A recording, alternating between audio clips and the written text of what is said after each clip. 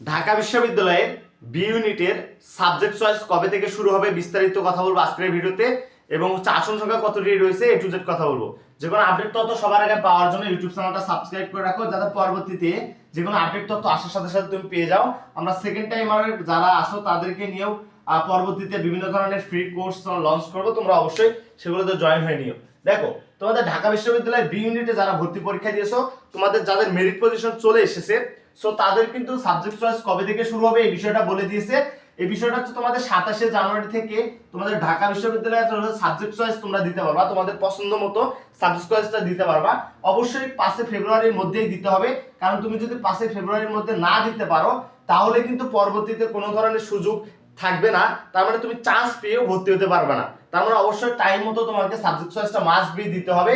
শুধু দিতে হবে এমন না, তোমাকে অবশ্যই সেই ফর্মটা পূরণ করার পর সেটা অবশ্যই তোমাকে প্রিন্ট করে রাখতে হবে, কারণ এই প্রিন্ট করা কাগজটা কিন্তু পরবর্তীতে তোমাদের লাগবে। হ্যাঁ, যদি সময়ের মতো তুমি না করতে পারো তাহলে তুমি ঢাকা বিশ্ববিদ্যালয়ে চান্স পাওয়ার পরও আলটিমেটলি ভর্তি হতে পারবে না।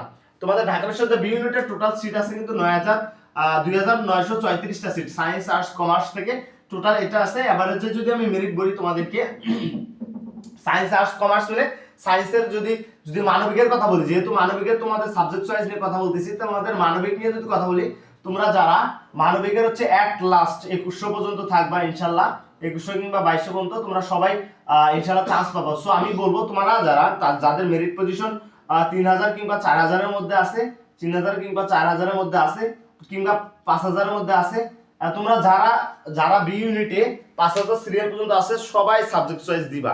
ইভেন আমি বলতেছি যে তোমরা যারা পাস করেছো বি ইউনিটে ঢাকা বিশ্ববিদ্যালয়ে সবাই সাবজেক্ট চয়েস দিবা, সাবজেক্ট চয়েস দিয়ে রাখবা ভাইয়া, বাকিটা পরে দেখা যাবে। তাহলে যে কোনো আপডেট তথ্য পাওয়ার জন্য ইউটিউব চ্যানেলটা সাবস্ক্রাইব করে রাখো, যাতে পরবর্তীতে যে কোনো আপডেট তথ্য আসার সাথে সাথে তুমি পেয়ে যাও।